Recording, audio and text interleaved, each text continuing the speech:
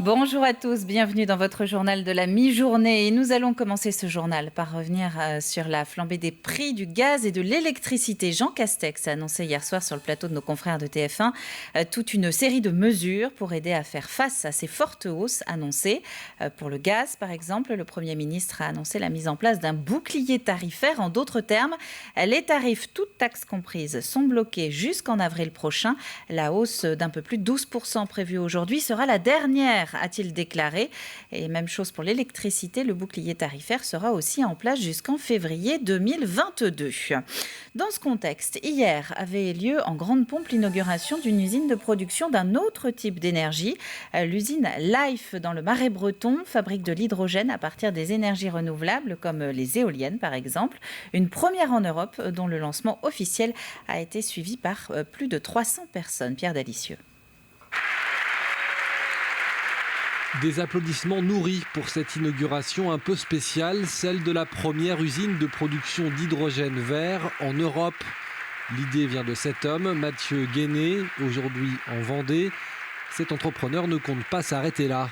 L'hydrogène écologique, c'est l'hydrogène écologique qui est produit à partir d'eau et d'électricité renouvelable. Ici, on le fait à partir d'énergie éolienne, mais en Inde, ça pourrait être à partir d'énergie solaire. Au Brésil, ça pourrait être à partir de barrages hydroélectriques. Du moment que l'électricité est renouvelable, on fait un hydrogène écologique et c'est vraiment notre objectif. Nos équipes ont travaillé d'arrache-pied pendant 2 ans pour y arriver. Maintenant, on a acquis un savoir-faire qui va nous permettre de dupliquer ça rapidement. Aujourd'hui, on a passé plus de 2 ans. Demain, on y passera 18 mois, après-demain 12 mois, donc ça va aller de plus en plus vite sur des unités de production de plus en plus grosses. Produit à partir de ces éoliennes situées à quelques centaines de mètres du site, l'hydrogène vert va dans un premier temps fournir de quoi parcourir 30 000 km par jour. L'hydrogène sera distribué notamment dans une station-service dédiée à La Roche-sur-Yon. Et même s'ils sont rares, car encore très coûteux, ces véhicules de particuliers pourront y être approvisionnés. Mais dans un premier temps, ce seront surtout des véhicules de collectivités qui viendront faire le plein d'hydrogène vert.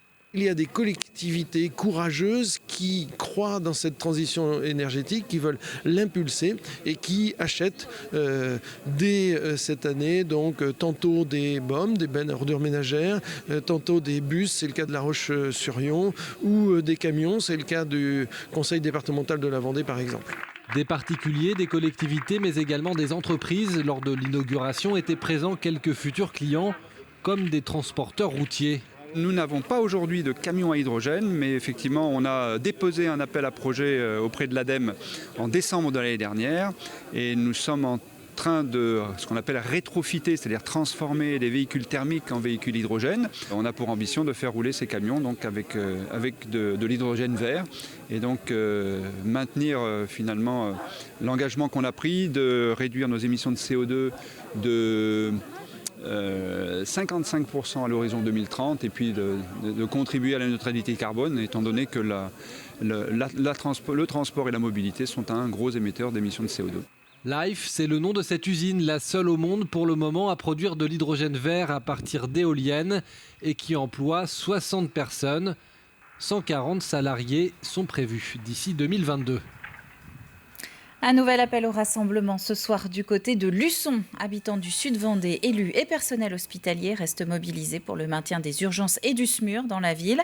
Michèle Leflon, la présidente de la coordination nationale des comités de défense des hôpitaux et maternités de proximité, est également attendue sur place. Le rendez-vous est fixé à 18h devant les urgences de Luçon.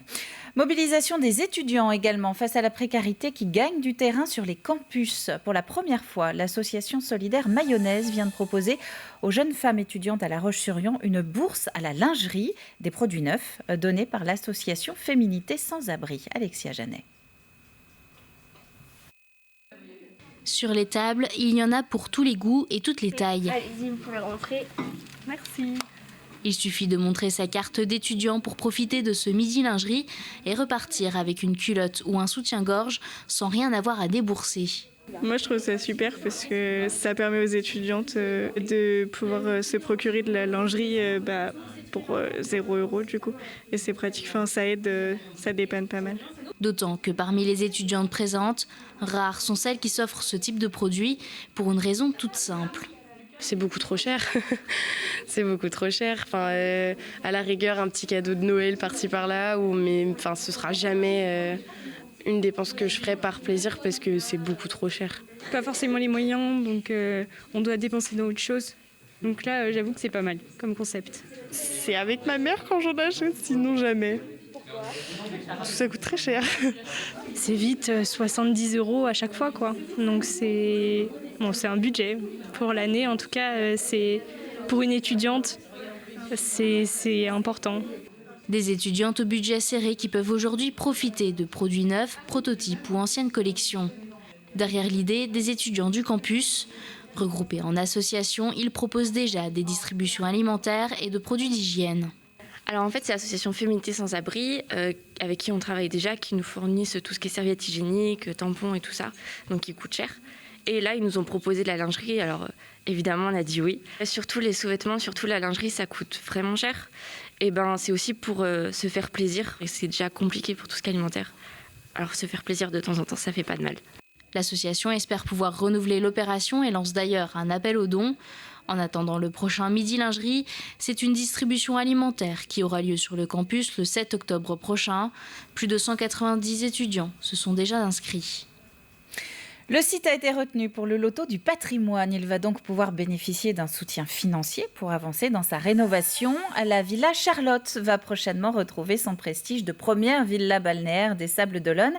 Et d'ici là, l'association des Amis de la Villa Charlotte vous propose de participer à son aménagement intérieur, une opération qu'elle a baptisée Adopte un meuble.